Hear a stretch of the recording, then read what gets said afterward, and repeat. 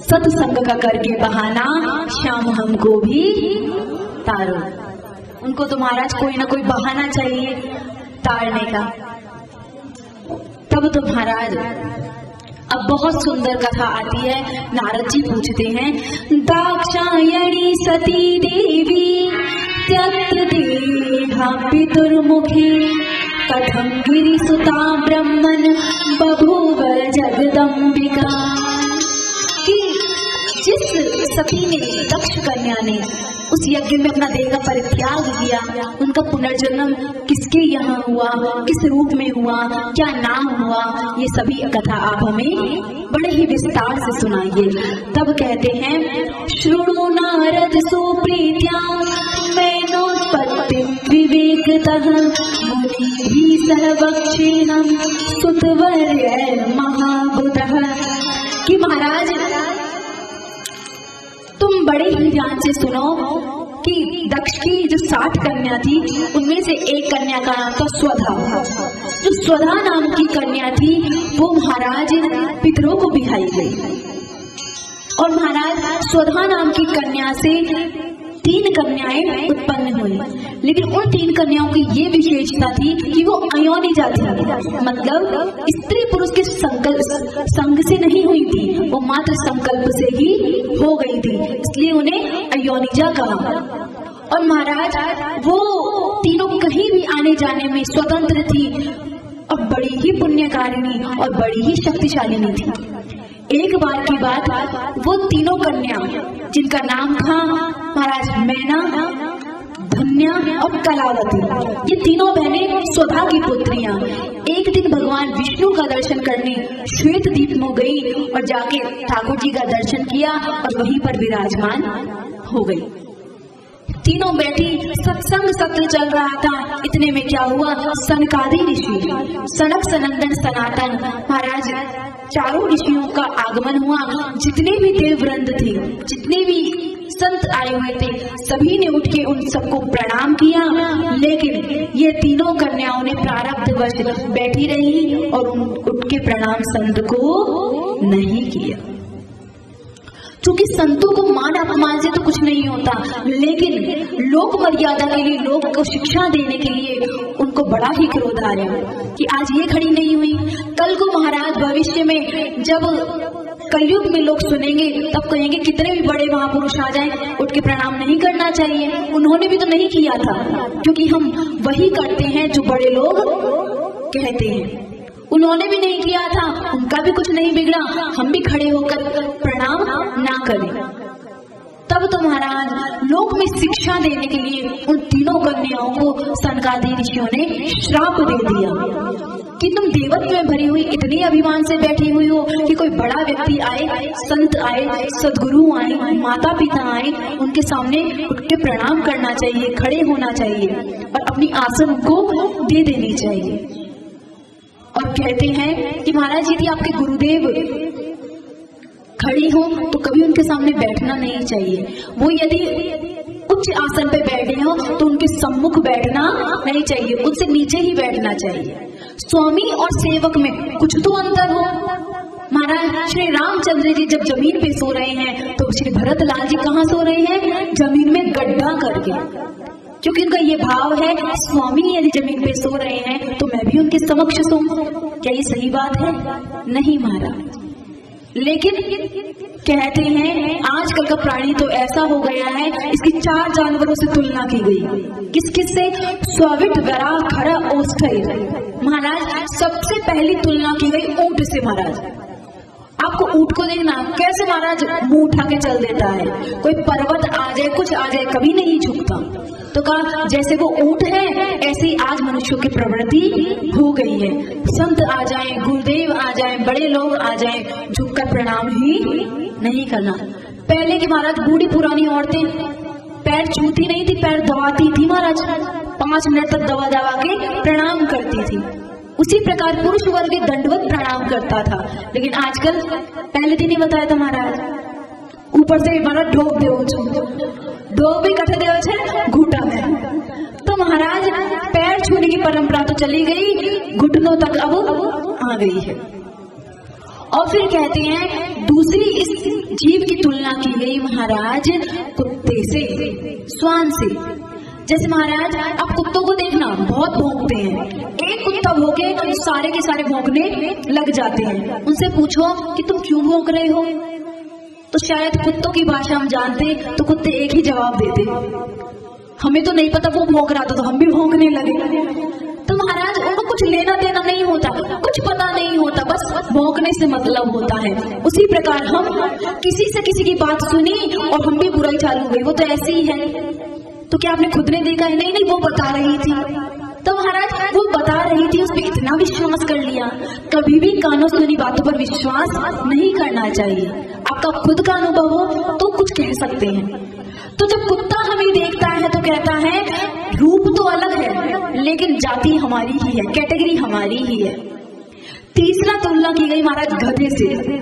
अब गधे को देखना, जीवन भर भार ढोता रहता है, भार ढोता रहता है, लेकिन कभी भी उसे पारिश्रमिक पुरस्कार नहीं मिलता, जब भी मिलता है तो डंडे ही मिलते हैं। उसी प्रकार हम भी जीवन भर घर गृहस्थी का बोझा ढोते रहते हैं और महाराज जब भी पूछे बच्चों से तो बच्चे एक ही जवाब देते हैं, क्या किया ही क्या है आपने हमारे लिए। हम बोले कि महाराज इतना किया तो सब करते हैं, आपने कौन सा खास कर दिया, सभी माँ बाप तो करते हैं अपने बच्चों के लिए। तो कभी भी तारीफ तो नहीं मिली, बिल्ले को दो वजन नहीं मिले। उनके पापा को देखो वो उन्होंने कितना दिया है, आपने किया ही क्या है। तो महाराज गधा जब हमें देखता है तो बड़ा ही प्रसन्न होता है कि रूप तो अलग है पर गुण में हमारे समान ही है। और अंतिम बताया गया महाराज सूकर। जब सुअर हमारी ओर देखता है, जैसे हमारा सुअर कहता है हम भी कुछ भी आ जाए बस पेट भरने से मतलब होता है, उसी प्रकार हम भक्ष हो अभक्ष हो बस खाने से मतलब है, भरे जा रहे हैं भरे जा रहे हैं, ये भी नहीं देखते खाने योग्य है या नहीं।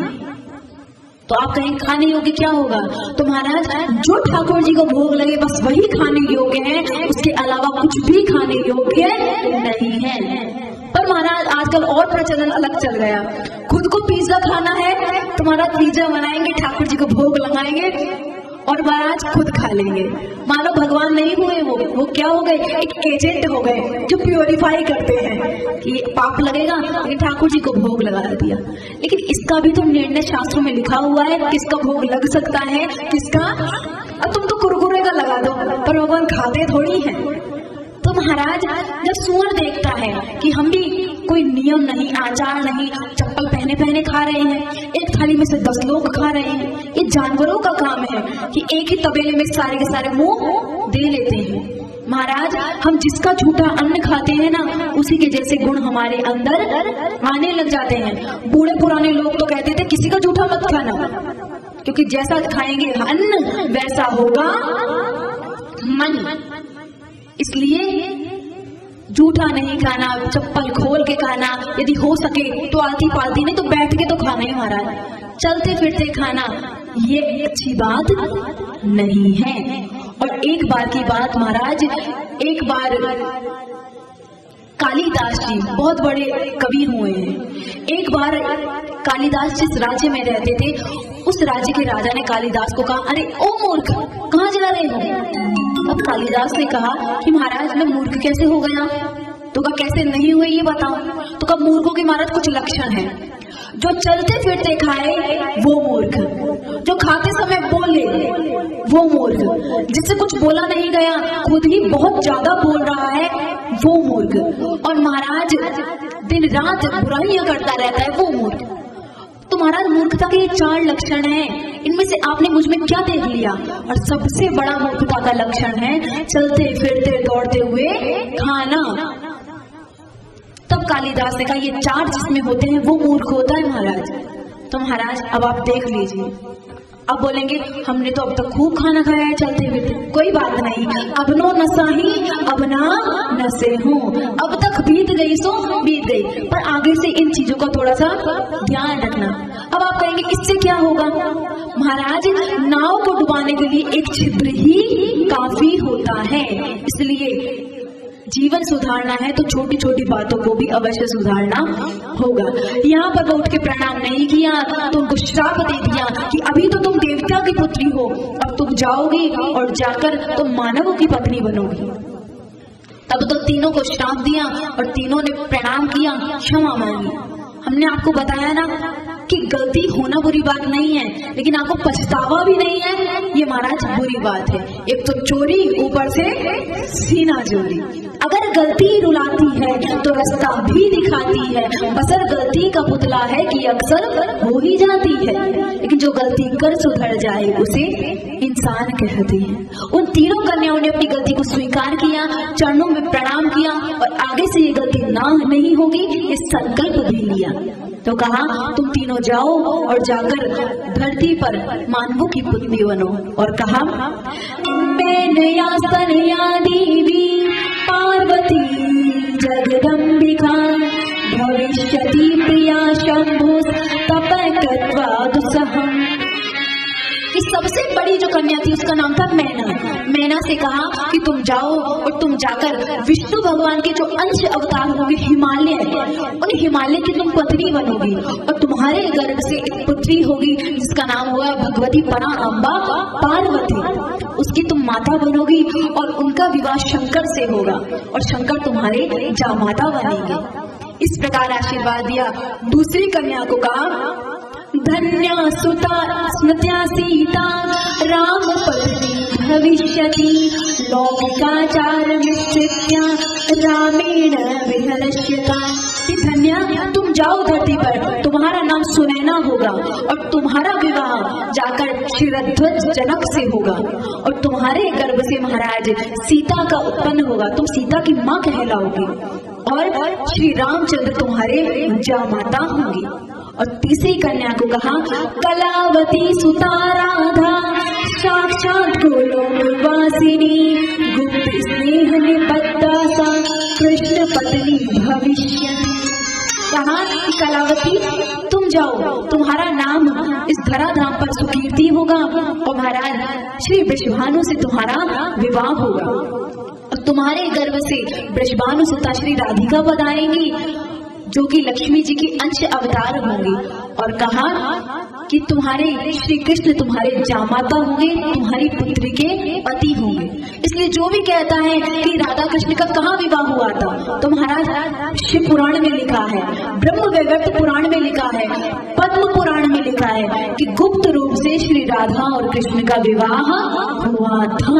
इसलिए कोई भी पूछे कहाँ लिखा है तो कह देना शिव पुराण में लिखा है। और कहा श्री राधिका आपकी बेटी होंगी, पत्नी होंगी। इस प्रकार आशीर्वाद दिया और तीनों कन्याएं इस धराधाम पर आ गई। अब कहते हैं कि हिमाचल राजा उनसे मैना का सकुशल विवाह संपन्न हुआ और महाराज जो हिमाचल थे वो देवी के बड़े उपासक थे। उनकी यही प्रार्थना रहती थी कि देवी ही मेरी पुत्री बनकर आए। तब तो महाराज कहते हैं मुनि तुम शुणो सुप्रीत्या शंकरम सुयश शुभम यशोदा ब्रह्म से शुद्कर सर्वान कामान वाप्नुयात्। कि समस्त कर्मों को देवी को महाराज दे करके वो हिमालय अपने भजन में संलग्न हो गए और भगवत कृपा से उनके सबसे पहले 100 पुत्र हुए और 100 पुत्रों में सबसे बड़ा पुत्र हुआ मैनाक, जिसकी कथा आप सभी जानते हैं। महाराज पहले क्या होता था, जितने भी पर्वत थे उनके सबके पंख हुआ करते थे। अब जिनके पंख होते थे तो पर्वतों की जब इच्छा करती थी वहीं बैठ जाते थे, वहीं से उड़कर गए कहीं और बैठ गए, तो उनके उठने और बैठने से तमाम आबादी का नाश हो जाता था। एक बार महाराज एक संत एक पर्वत पर बैठकर तपस्या कर रहे थे, तो यहाँ पर्वत पर बैठे तपस्या कर रहे, पर्वत का मन हुआ उड़ के कहीं और चलो, तो वो कहीं और चले गए और वो अपनी कुटिया से अलग हो गए। तब संतों ने श्राप दिया कि तुम्हारे ये जो पर्वत है ना, इन सभी के पंख कट जाएंगे। तब तो सभी पर्वतों के पंख कट गए, पर मैनाक ने जाके सागर की शरण ली और उसके पंख बच गए। तो कहने का अर्थ ये है कि मैनाक जो सबसे बड़ा हिमालय और मैना का पुत्र हुआ। उसके बाद महाराज देवी की उपासना करने लगे और देवी ने हिमाचल राज से कहा, देव्यु में जगतांबा शिवलोक निवासिनी सदा शिव प्रिय दुर्गे त्वां नमामो महेश्वरी। देवी से सबने कहा, आपको नमस्कार है, आप सदा शिव की प्रिया हैं। हम आपसे प्रार्थना करते हैं कि आप आइए और आकर मैना के गर्भ में पधारिए। तब तो देवी ने कुछ शर्तें रखी कि हमारा जैसे ही प्राकट्य होगा हम शिव जी की तपस्या में संलग्न हो जाएंगे, और हमारा संकल्प है कि जब जब हम अवतार लेती हैं हम तब तब ही शिव जी को ही अपने पति रूप में स्वीकार करती हैं, शिव ही हमारे भर्ता होंगे। अब तो समस्त स्वीकार किया और कहा, कुछ समय आप तपस्या करो, तपस्या के फलस्वरूप हम आपके गर्भ में आएंगे। तब तो दोनों दंपति मैना और हिमाचल दोनों ही भगवान के भजन में लग गए, क्योंकि महाराज जो भगवान के भजन पर विश्वास करता है भगवान का वो भजन फलीभूत भी होता है, लेकिन जो विश्वास नहीं करता उसके सामने वो फलीभूत भी नहीं होता। एक बार की बात भक्तमाल में आती है कि एक बार एक संत धर्मशाला में रुके हुए थे। तो महाराज आप सभी जानते हैं कि संतों का उठने का समय क्या होता है, सुबह ब्रह्म मुहूर्त 4 बजे। कोई बहुत बड़ा संत होगा वो 3 बजे भी उठता है। 3 और 4 ये ब्रह्म मुहूर्त में संत उठ जाते हैं। तो ये संतों का उठने का समय और वही समय हम संसारियों का अच्छी नींद का। महाराज नींद आ तो जाती है पर 2, 3, 5 बजे जो नींद आती है ना उतनी अच्छी नहीं आती। तो हम संसारियों का सोने का समय और वही संतों का जगने का समय। तो संत अपनी धर्मशाला में सीताराम सीताराम प्रातः काल उठ के जाप कर रहे थे, जोर जोर से महाराज मंत्र जाप कर रहे थे। वहीं पास में एक व्यक्ति ठहरा हुआ था, उसने आकर संत से कहा कि रोज सवेरे संत जन करते सीताराम और इनकी सीताराम ने कर दी हमारी नींद हराम। अब उस संत ने कहा, बेटा ऐसा नहीं कहते, भगवान हमें खाने को देते हैं, पीने को देते हैं। अच्छा भगवान खाने को देते हैं, हम कमाएंगे नहीं तो खाएंगे कहाँ से? भगवान कुछ नहीं देते, सुबह से शाम तक जब काम करते हैं तब जाके 2 रोटी खाने को मिलती है, भगवान देते हैं। अब संत ने ऐसा कहा, बेटा ऐसा नहीं कहते, यदि उसको देना होगा तो तुम कुछ ना भी करो तो भी वो दे देगा। अब तो यहाँ वो व्यक्ति लड़ने लगा, हम कुछ करेंगे नहीं तो भगवान दे कैसे देगा। तब तो संत ने भगवत प्रेरणा से कह दिया, बेटा सुन, यदि उसे खिलाना होगा ना तो तू कुछ करेगा भी नहीं, तब भी मार मार के खिलाएगा वो परमात्मा। अब तो उस व्यक्ति ने कहा, लगी शर्त? तो कहा लगी शर्त। संत ने अंदर से भगवान से प्रार्थना की और शर्त लगा ली। उस व्यक्ति ने कहा, सुनो संत, यदि भगवान आज मैं कुछ नहीं करूंगा सुबह से शाम तक, आपने कहा राम नाम लो, केवल राम नाम ही लूंगा, और यदि भगवान ने मुझे खिलाया तो मैं आपके शरण में आ जाऊंगा, आपका शिष्य बन जाऊंगा। लेकिन यदि मैं भूखा रहा तो आपकी जटाएं वटाएं उखाड़ दूंगा, आपको भी संत रहने नहीं दूंगा। तब तो संत ने भी महाराज भगवत प्रेरणा से शर्त लगा ली और कहा, बेटा सुन, राम नाम मत छोड़ना, राम राम लेता रहेगा तो वो तुझे मार मार के भी खिलाएगा। तब तो महाराज वो व्यक्ति भी अपने नियम का खड़ा, उस दिन वो अपने दुकान पे नहीं गया, काम पे नहीं गया, बस राम नाम लेता रहा। फिर सोचता है कि मैं यदि आश्रम में रहूंगा ये संत किसी भी शिष्य को बोल देंगे और मुझे खिला देगा। ऐसे थोड़ी, जब यदि महाराज कंपटीशन हो ही रहा है तगड़ाई वाला हो। अब तो क्या किया, उस व्यक्ति ने घने जंगल में चला गया। फिर सोचा जंगल में भी नहीं, एक वट वृक्ष के सबसे ऊपर जाकर बैठ गया, लेकिन नियम का पक्का राम राम बोल रहा है, राम राम सीताराम सीताराम सीताराम का जाप कर रहा है। अब मन में सोच रहा है कि एक बार रात हो जाए तब बताऊंगा पंडित जी को कैसे बोल रहे थे, उनको ये नहीं संत नहीं रहने दूंगा, उनकी जटा उखाड़ दूंगा। अब ये सब सोचने लगा। इतने में क्या हुआ महाराज, उस बीहड़ जंगल से एक व्यापारी गुजरा। व्यापारी ने सोचा अच्छा जंगल है, पास में नदी बह रही है, उसी वट वृक्ष के नीचे बैठा और कुछ खाना अपने साथ लाया था वो खोल के खाने लगा। अब जैसे ही वो खाने लगा तब उस व्यक्ति को थोड़ा थोड़ा विश्वास होने लगा कि इतने भीड़ जंगल में भी बैठा, यहाँ पे भी खाना आ गया। फिर सोचा ये तो खुद खा रहा है, मुझे कैसे खिलाएगा। अब राम नाम जपता जा रहा है और अपने ही विचारों को बुनता जा रहा है। यहाँ क्या हुआ, वो व्यापारी भोजन कर ही रहा था, इतने में व्यापारी को घोड़े की चाप की आवाज सुनाई दी कि कोई घोड़े पे बैठकर तीव्र गति से आ रहा है। तब व्यापारी ने सोचा कि लगता है कोई चोर डकैती आ रहे हैं, मेरा इतना सामान है सब चोरी कर जाएंगे। तब तो वो खाना वहीं पटका और अपना सामान लेकर भागा। अब महाराज वो भागा तो तमाम चोर और डकैत आए और उन्होंने अपने घोड़े से उतरे और जैसे सुस्वादु खाना देखा तो सारे के सारे उस भोजन पर टूट पड़े। जैसे ही खाने लगे तो चोरों के सरदार ने बोला कि सारे के सारे मूर्ख हो, इतने बीहड़ जंगल में खाना तुम्हारे ससुराल वाले रख कर गए जो बिना सोचे विचारे खाने लग रहे। सोचो तो सही, इस जंगल में जिसने खाना रखा है वो चोरों का सरदार है। उसने सोचा कि हम इतनी डकैती करके लाए हैं, इस भोजन में विष है, हम खाएंगे मर जाएंगे और वो हमारा सारा धन लेकर चला जाएगा। तब तो महाराज उसको कहा क्या करना चाहिए मालिक।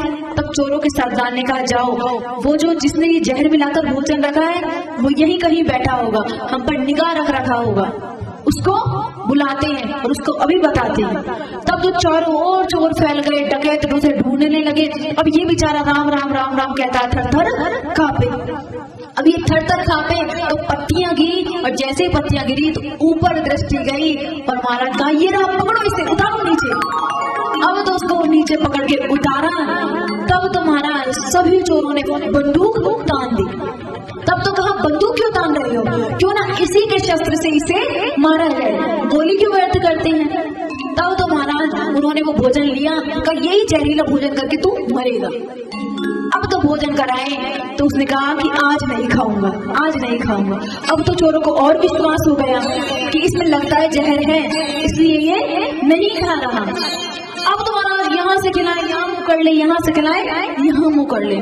तब तो चोरों के सरदार ने कहा एक मोटी सी लाठी तो लेकर आओ। अब तो महाराज तगड़ी लाठी लेकर आए और उससे जबरदस्ती खिलाए। वो खाए नहीं, एक पीठ में जड़ दिया और जबरदस्ती मुंह में घुसे। अब तो वो खाए जा रहा और रोए जा रहा कि सच में यदि उसे खिलाना होता है तो मार मार कर ही खिलाता है। बोलिए शंकर भगवान। पूरा भोजन महाराज समाप्त हो गया और उसको कुछ नहीं बिगड़ा। तब चोरों के सरदार ने कहा कि तुम्हारा तो कुछ ही नहीं बिगड़ा। तो कहा क्यों बिगड़ेगा, तो इसमें भोजन में जहर नहीं था। तो कहा बिल्कुल नहीं था। तो तुम क्यों नहीं खा रहे थे। जब संपूर्ण वृतांत उस आदमी ने चोरों को बताया तो महाराज वो सारे के सारे डकैत ने सरेंडर कर दिया, समर्पण कर दिया और वो व्यक्ति संत के पास आया, अपनी दुष्टता के लिए क्षमा मांगी और महाराज वही व्यक्ति बहुत बड़े संत हुए और उनका नाम हुआ मलूक दास।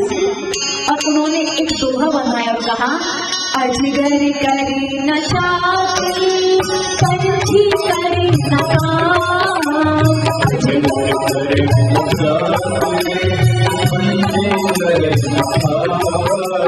दास मलूका यूं करे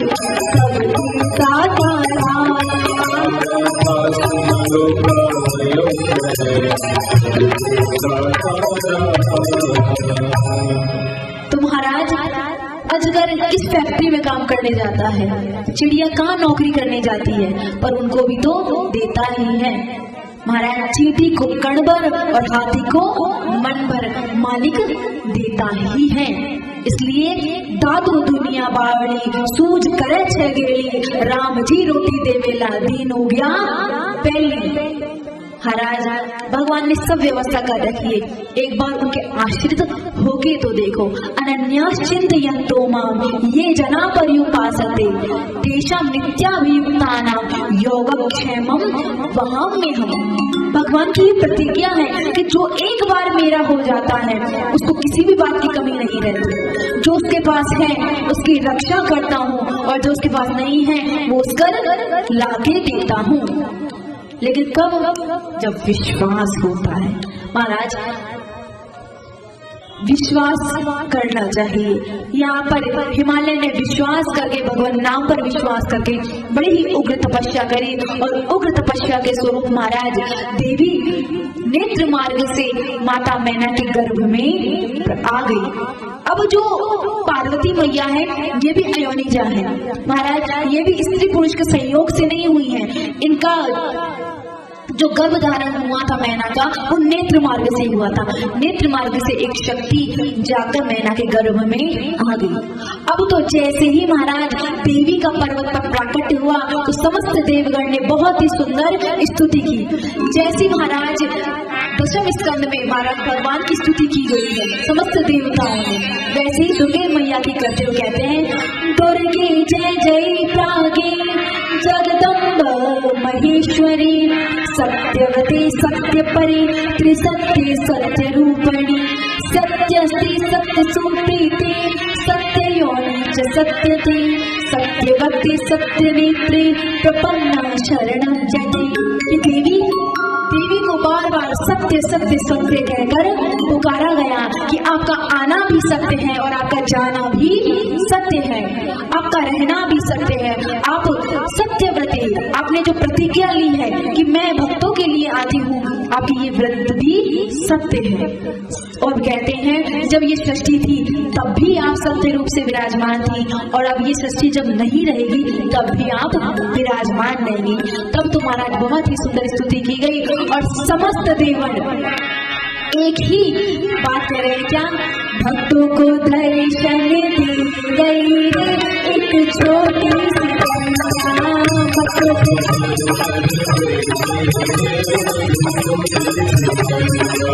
भक्तों को दर्शन दी गई रे छोटी सी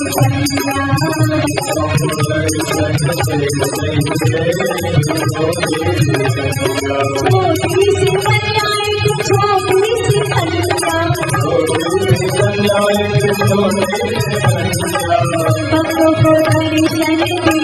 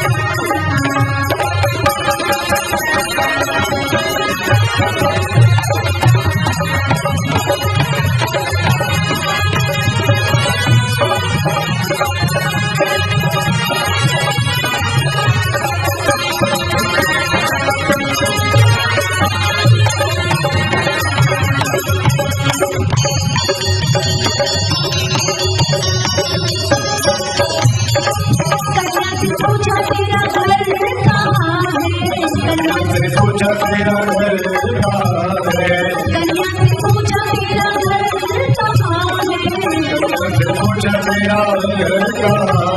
ऊंचे ऊंचे पर्वत पहाड़ छोटी सी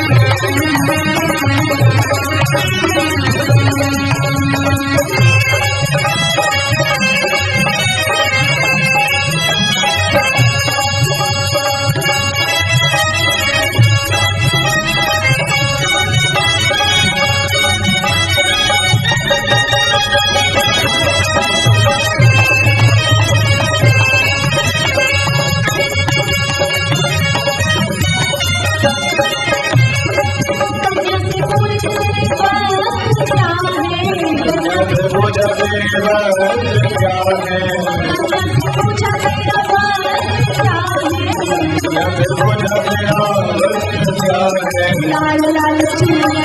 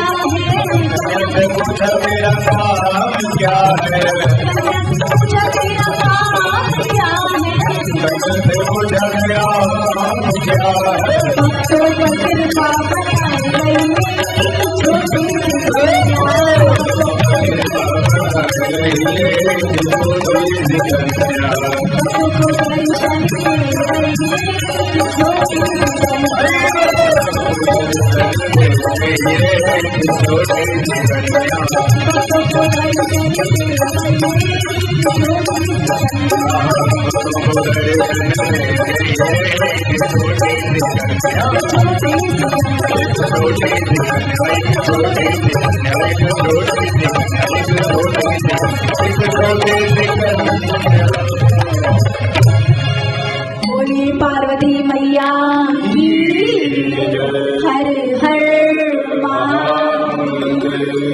तो महाराज बहुत सुंदर पर्वत पर माता पार्वती के प्राकट्य का बहुत सुंदर महाराज उत्सव मनाया गया और मैनाक ने हिमालय ने जो कि समस्त रत्नों का खान है उसने खूब बधाइयां लुटाई गई।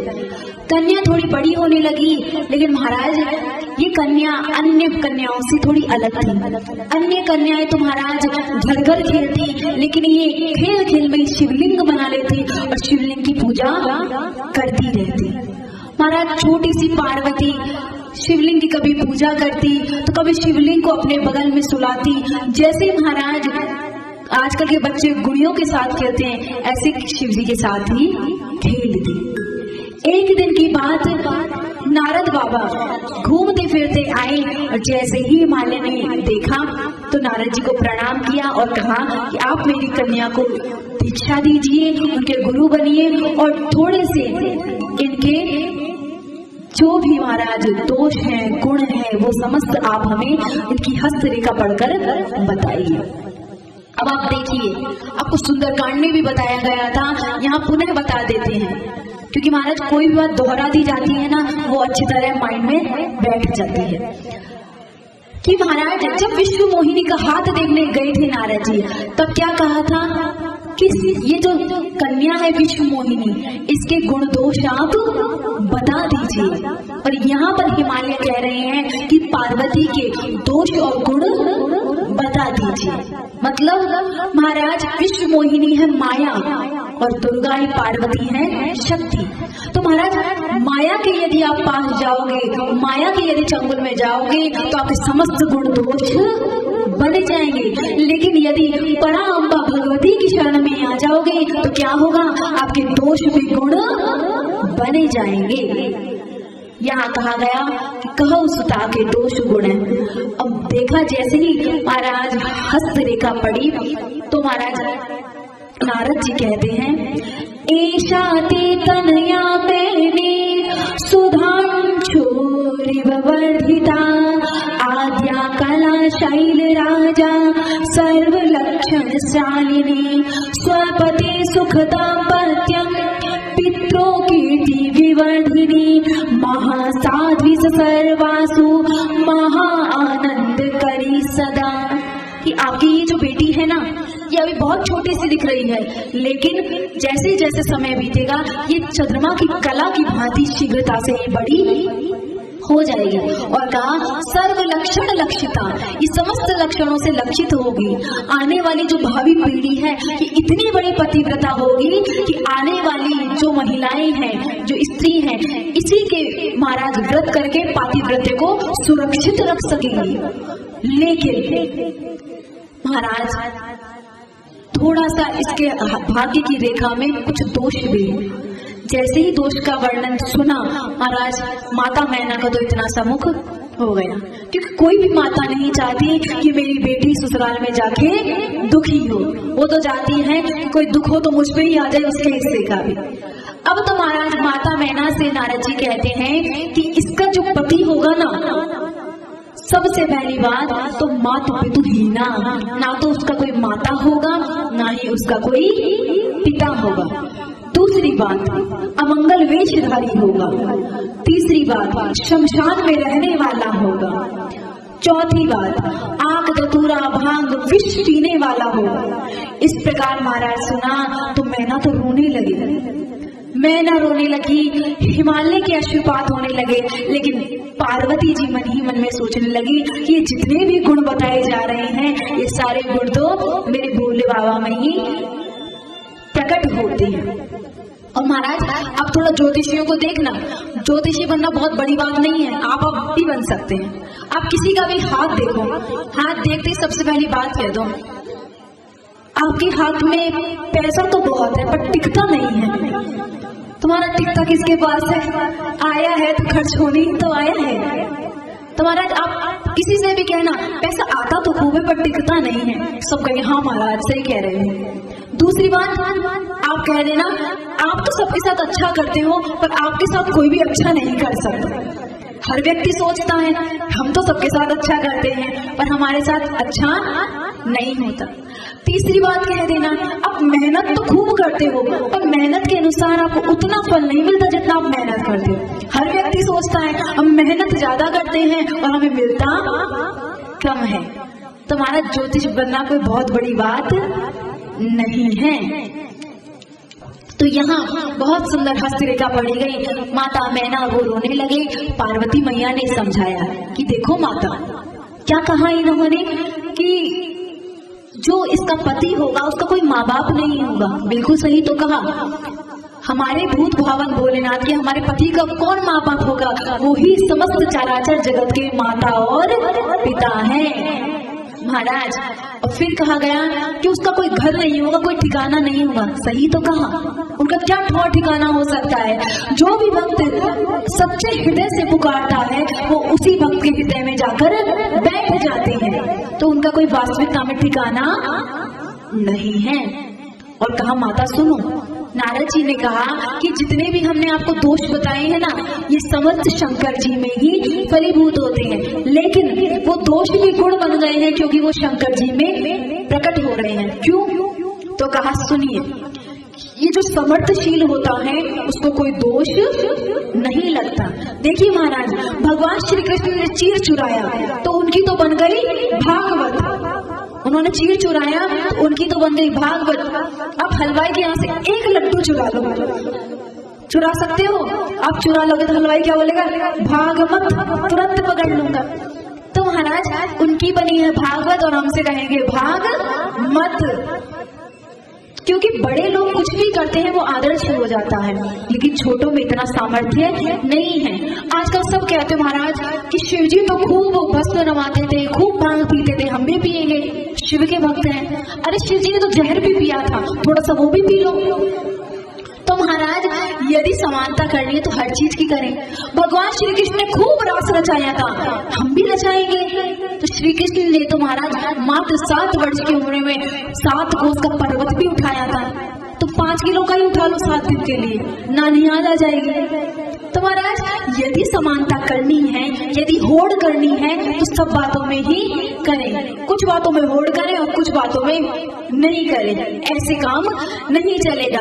यहाँ पर बताया गया कि जितने भी दोष आपको बताए गए हैं वो सब शिव जी में प्रकट होते हैं, लेकिन क्योंकि वो शिव जी के हैं तो वो दोष भी गुण हैं। कैसे? तो ऐसे समझिए कि एक बार एक व्यक्ति हरिद्वार में गंगा जी नहाने गया। गंगा जी नहाने के पश्चात एक लोटा में महाराज गंगा जल भर के लाया और अपने आश्रम में आया। जैसे ही ताला खोल रहा था तो उसने लोटा नीचे रख दिया। ताला खोलने लगा, ताला खोलते ही उसने जब नीचे देखा तो उस लोटे में से कुत्ता पानी पी रहा था। अब महाराज बताओ, वो उस लोटे का पानी ले जाकर लड्डू गोपाल जी को नहलाएगा? नहीं, बिल्कुल नहीं ले गया। वो पुनः गया गंगा घाट पे और जाकर लोटे को साफ किया और गंगा जल भरने लगा। इतने में क्या हुआ, वहां तो मुंह ही लगाया था, यहाँ पर कुत्ते ने आके गंगा जी में हर हर गंगे करके डुबकी लगा दी। अब आप बताइए वो लोटा भरेगा या नहीं भरेगा? भरेगा। क्यों? पहले मुंह लगाया था तो भी अपवित्र हो गया था और अब पूरा का पूरा डूब गया।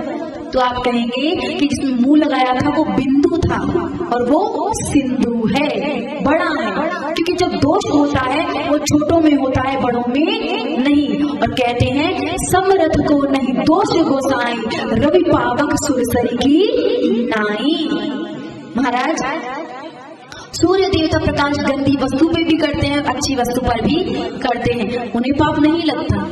अग्नि भक्ष अभक्ष सबको जला देती है, तब भी अग्नि अपवित्र नहीं होती। क्यों? क्योंकि समर्थशील है, वो सब पचाने में महाराज सामर्थ्यशील है। अब यहाँ जब इस प्रकार बताया और कहा यदि महाराज जो तप करें कुमारी तुम्हारी तो क्या होगा, भावी मैट सके त्रिपुरारी। यदि आपकी पार्वती महाराज भगवान भोलेनाथ की सेवा करेगी, पूजा करेगी, तो हो सकता है कि वो इस कन्या का वरण कर ले और कन्या के समस्त दोष समाप्त हो जाए।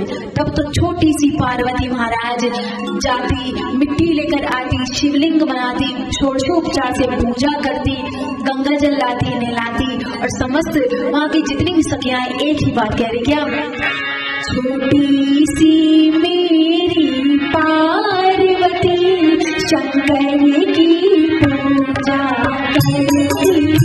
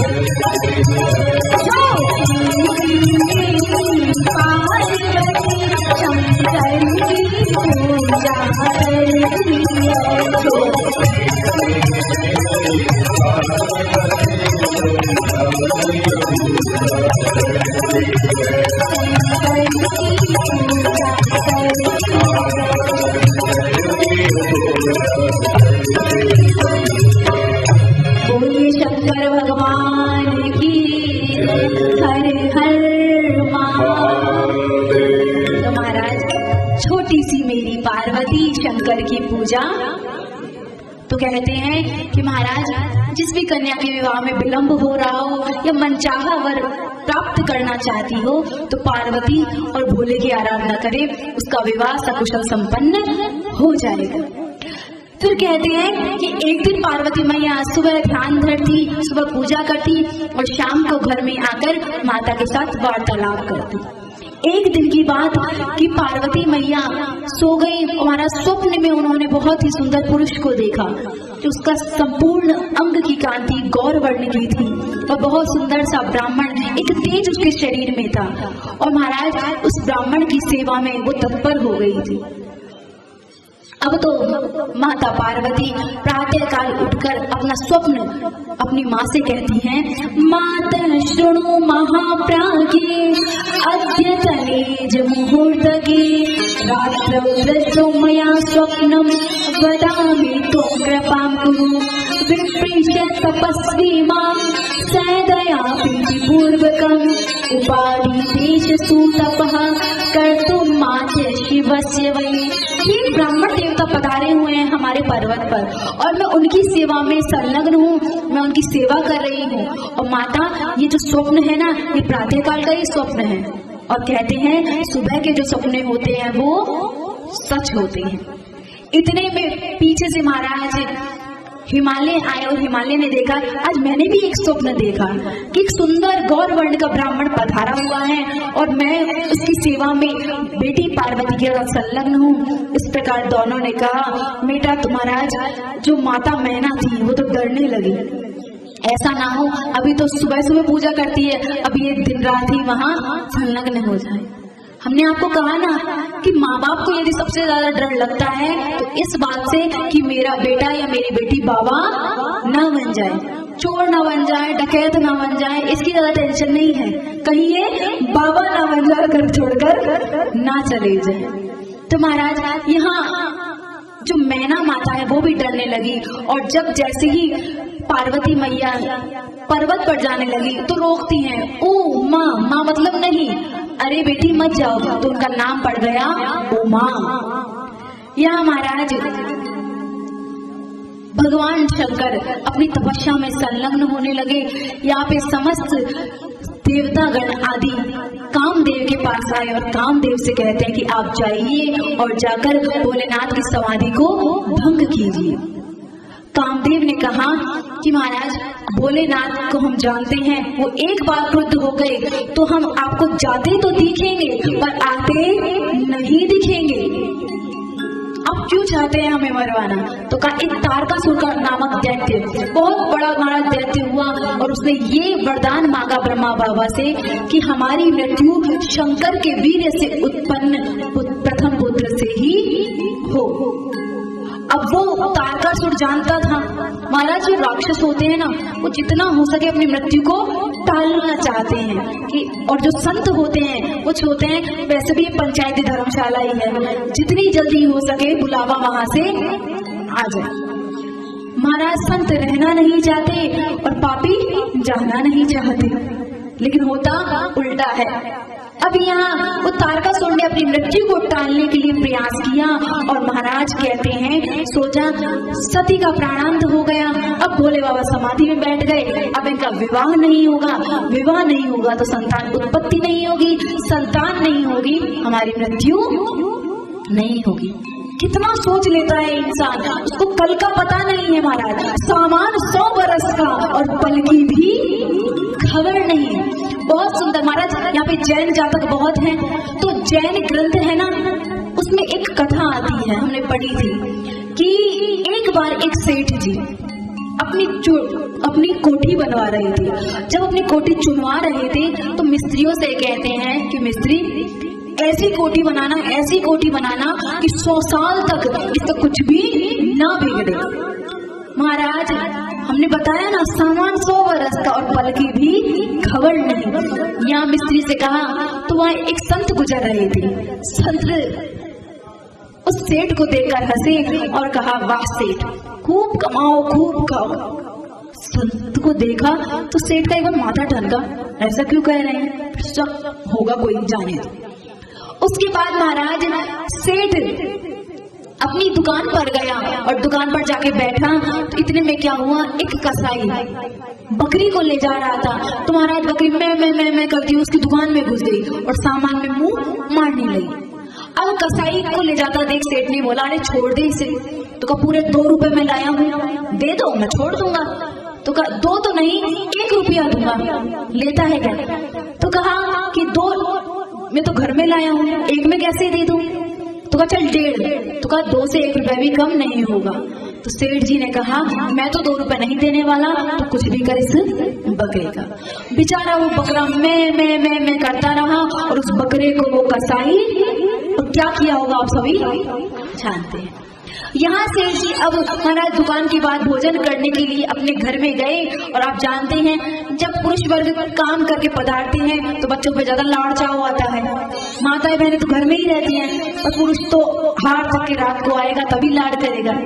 यहाँ लाड़ में अपने बेटे को बैठाया महाराज और बैठा के सेठानी से कहा भोजन की थाली लगाओ। यहाँ सेठानी जी भोजन की थाली लेकर आई और थाली लगाकर बहुत सुंदर भोजन करने ही वाले थे। इतने में क्या हुआ महाराज, उस बालक ने उस थाली में पेशाब कर दिया।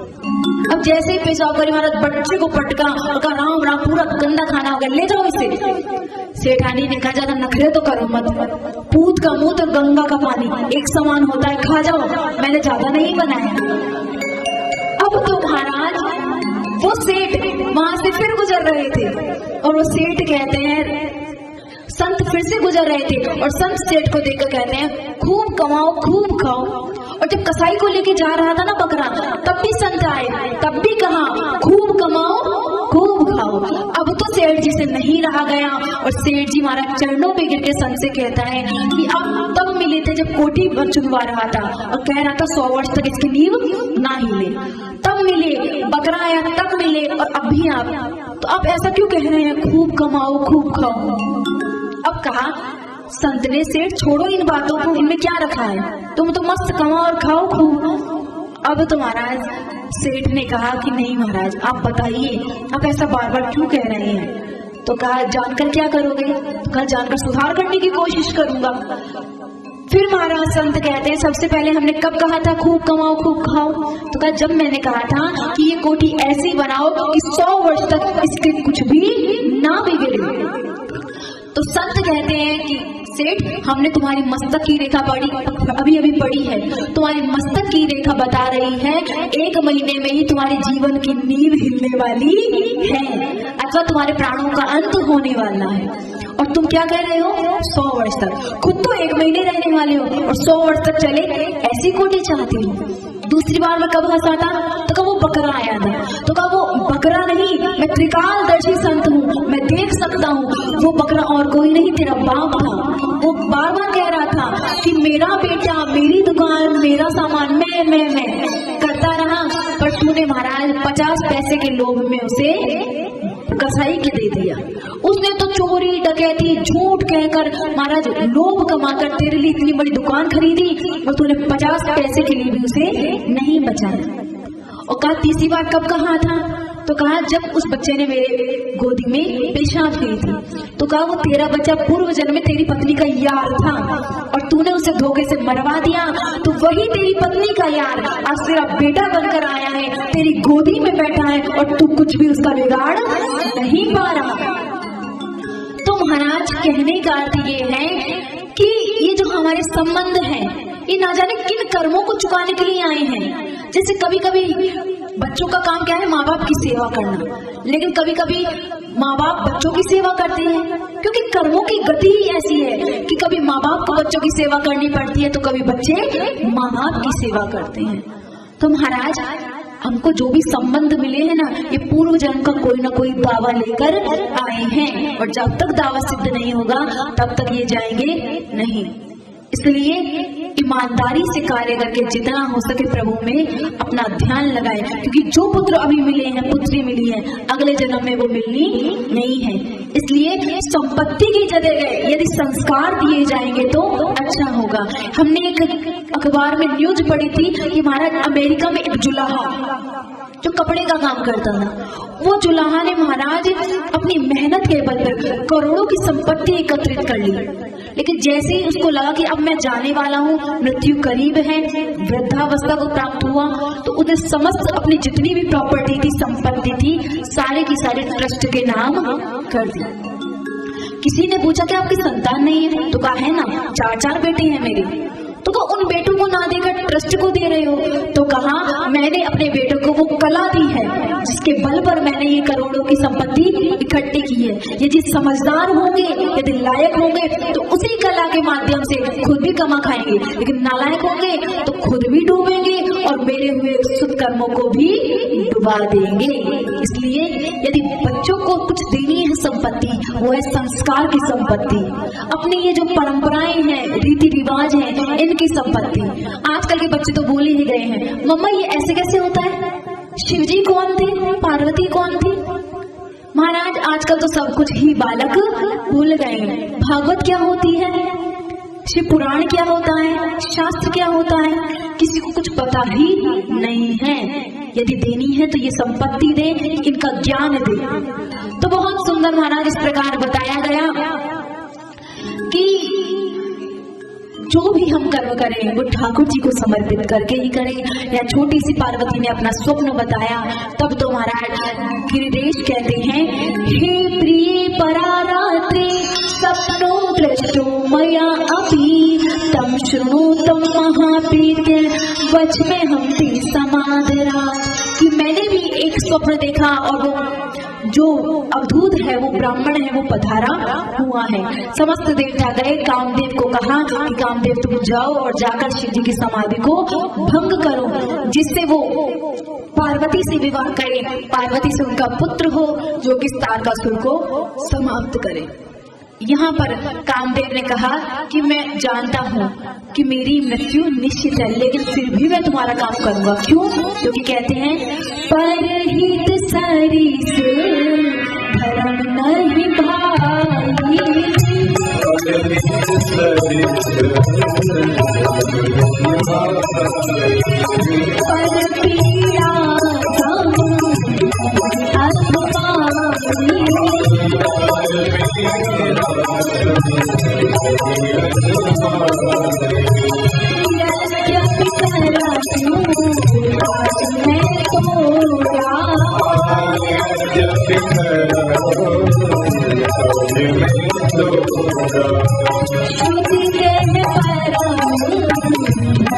उपकारा